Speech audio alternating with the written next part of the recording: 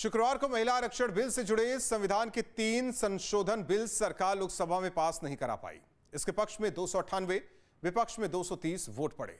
लोकसभा में 528 सांसदों ने वोट डाले।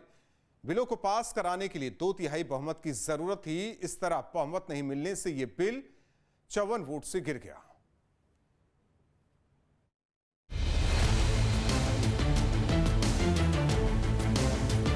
शुक्रवार को महिला आरक्षण बिल से जुड़े संविधान के 3 संशोधन बिल संसद में गिर गए।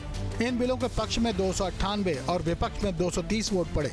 बिलों को पास कराने के लिए 2/3 बहुमत की जरूरत थी, जिसे सरकार हासिल नहीं कर पाई। 11 साल के शासन में यह पहला मौका है जब मोदी सरकार सदन में कोई बिल पास नहीं करा पाई। मत विभाजन इस प्रकार है: हाँ 298 298, ना 230 230। प्रस्ताव संविधान के अनुच्छेद 368 के उपबंधों के अनुसार सभा की कुल सदस्य संख्या के बहुमत द्वारा तथा सभा के उपस्थित और मत देने वाले सदस्यों के कम से कम 2/3 बहुमत द्वारा पारित नहीं हुआ। अब इस संविधान संशोधन पर विधेयक पर आगे की कार्रवाई करना संभव नहीं है।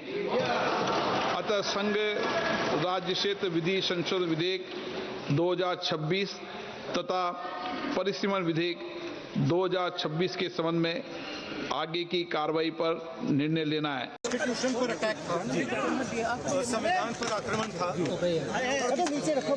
और इसको हमने हरा दिया। आरक्षण की बात नहीं थी, ये देश के लोकतंत्र की बात थी, ये देश की अखंडता की बात थी। हम कभी इससे सहमत नहीं हो सकते कि आप इस महिला आरक्षण को इस तरह से परिसीमन से जोड़े कि वो पुरानी जनगणना पर चले जिसमें ओबीसी शामिल भी नहीं है, तो ये मुमकिन ही नहीं था। जो हमारा पक्ष था वो हमने अपना पक्ष बिल्कुल साफ रखा है और लगता तो ये कि फिर गाड़ी थमी रह गई, लगता कोशिश में कुछ कमी रह गई होगी। शुक्रवार को वोटिंग शुरू होने से पहले जब लोकसभा में नेता प्रतिपक्ष राहुल गांधी महिला आरक्षण बिल पर बोलने के लिए उठे तो उन्होंने प्रधानमंत्री का नाम लिए बगैर कहा कि बालाकोट नोटबंदी सिंदूर का जादूगर पकड़ा गया। Partnership between our friend the magician and the businessman। ये तो तरीका ठीक नहीं है। नाम नहीं लिया सर, मैजिशियन बोला है sir. I said magician। No sir, I said magician। I didn't even say peer। माननीय आप प्रतिपक्ष के नेता हैं, बोला दीजिए सर। मैं आपको संसद की गरिमा से बोलने देने का अधिकार है, लेकिन संसद की गरिमा बनाए रखना भी मेरी जिम्मेदारी है। सर द प्रॉब्लम इज नहीं, ये उचित नहीं है। इस पर एनडीए सांसदों ने विरोध किया और कहा कि राहुल प्रधानमंत्री का अपमान कर रहे हैं।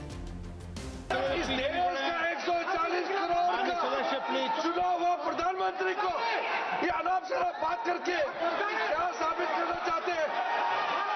आज जो भाषा इस्तेमाल कर रहे हैं, स्पीकर साहब ने बार बार कहा कि वो बोल सकते हैं मगर नियम के तहत ऐसा नहीं चलता है। अध्यक्ष महोदय,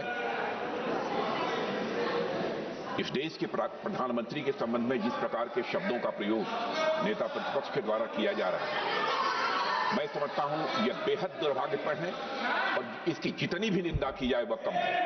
इस देश की जनता ने उन्हें प्रधानमंत्री बनाया है। हमारे दल को इतनी स्ट्रेंथ दी है, जिससे स्ट्रेंथ के कारण वह प्रधानमंत्री बने। या किसी व्यक्ति का यह अपमान नहीं कर रहे हैं बार बार मैजिशियन कहकर, देश की जनता का अपमान कर रहे हैं अध्यक्ष महोदय। इसके बाद स्पीकर ओम बिरला ने उनके विवादित शब्दों को कार्यवाही से हटा दिया। इससे पहले लोकसभा में महिला आरक्षण को लागू करने के लिए सीटों के परिसीमन से जुड़े 3 संशोधन बिलों पर चर्चा हुई। चर्चा में भाग लेते हुए एसपी सांसद डिम्पल यादव ने सवाल उठाए कि आखिर इस बिल को 2024 में क्यों नहीं लागू किया गया। 2024 में जब भारतीय जनता पार्टी की सरकार आई और पूर्ण बहुमत की सरकार नहीं पा पाई, सहयोगों के साथ लाई गई ये सरकार, तो जब ये सरकार आई तो 2024 में ही आपने जनगणना क्यों नहीं शुरू कराई? हमारा सवाल ये है। आपने लगभग 2.5 साल निकाल दिए, आपने जनगणना नहीं कराई, क्योंकि अगर जनगणना हो जाती तो आज हम परिसीमन की स्टेज में होते। शिरोमणि अकाली दल से बठिंडा से सांसद हरसिमरत कौर ने भी महिला आरक्षण बिल को लेकर सरकार की मंशा पर शक जताया। 23 में फाइनली स्पेशल सेशन ही बुला के ये बिल वो लेके आए, और वो बिल भी जब लेके आए उस टाइम भी मैं आपके द्वारा पूरे देश को बताना चाहूंगी कि ये 33% वुमेन रिजर्वेशन बिल यूनैनिमसली सितंबर 2023 में पास हो गया। जिस तरीके से ये बिल लेके आए थे कि वो सेंसस होगा, डिलिमिटेशन होगी और तब जाके 33% रिजर्वेशन मिलेगा, उस टाइम भी सारे विरोधियों ने कहा था कि आप ये 2024 से 6 महीने पहले आप लेके आ रहे हैं, आप जैसे हैं आप ऐसे पार्लियामेंट में ही भी आप 33% आप रिजर्वेशन आज ऐलान करिए और अगले जनरल इलेक्शन में करिए। लेकिन इस सरकार ने ही कहा कि सेंसस और डिलिमिटेशन के बिना नहीं हो सकता। ये 2023 के बाद आज 3 साल हो गए, ना तो इन्होंने सेंसस शुरू किया 21 में, ना शुरू किया 23 में, और अब 26 में आके अब ये ही नया बिल लेके अमेंडमेंट लेके आ रहे कि अब सेंसस की जरूरत नहीं है। महिला आरक्षण बिल पर सरकार की ओर से पक्ष रखते हुए अनुप्रिया पटेल ने कहा कि लोकसभा और राज्यसभा में महिलाओं की संख्या बेहद कम है, जो शर्मनाक है। उन्होंने विपक्ष पर आरोप लगाते हुए कहा कि पार्टियां दागी उम्मीदवारों माफिया को टिकट दे देती हैं, लेकिन महिलाओं को टिकट देने से कतराती हैं। महिलाओं की राजनीतिक भागीदारी की स्थिति ये है कि लोकसभा में आज भी हमारी संख्या महज 14% है, राज्यसभा में हम 18% हैं, और देश की तमाम राज्यों की विधानसभाओं में देखें तो हम 10% से अधिक कहीं भी नहीं हैं। और यह आंकड़ा बहुत ही निराशाजनक है। और आज समय है कि हम इस तस्वीर को बदलें, क्योंकि अगर देश की राजनीति की तस्वीर बदलेगी तो देश की राजनीति का चरित्र भी बदलेगा।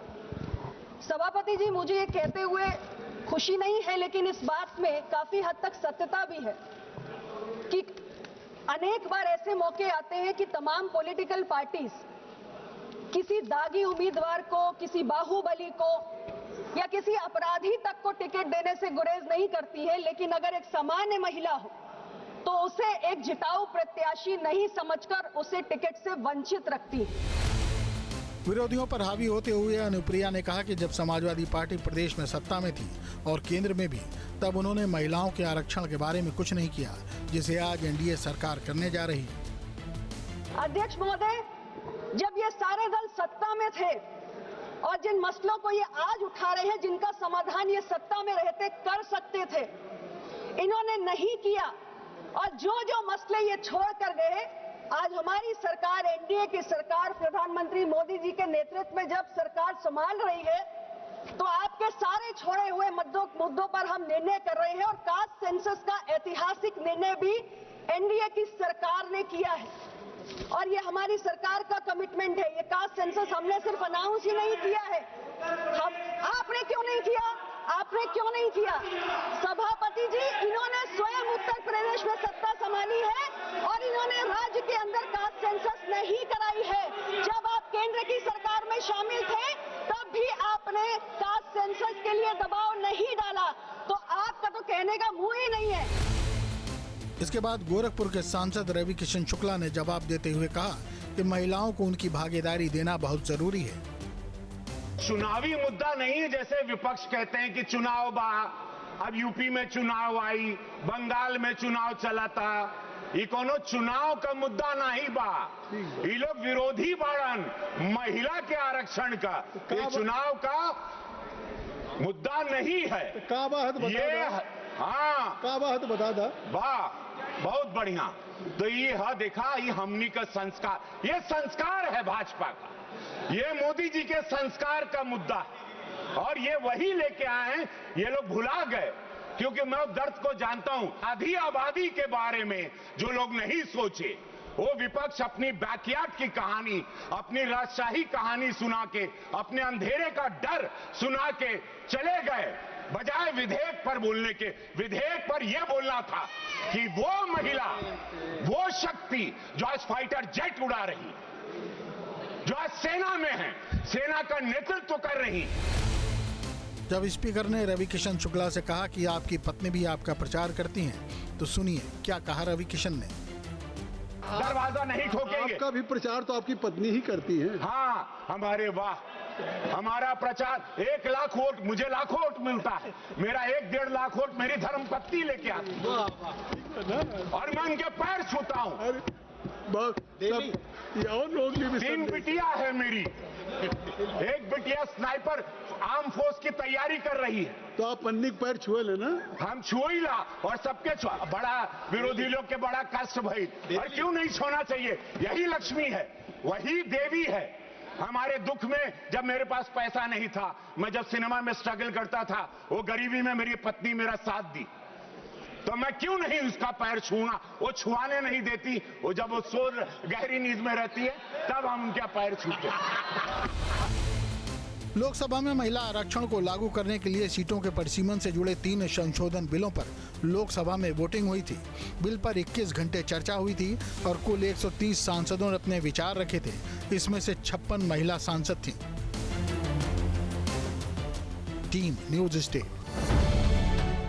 अब से डीडी फ्री डिश की चैनल नंबर 57 पर देखिए न्यूज नेशन।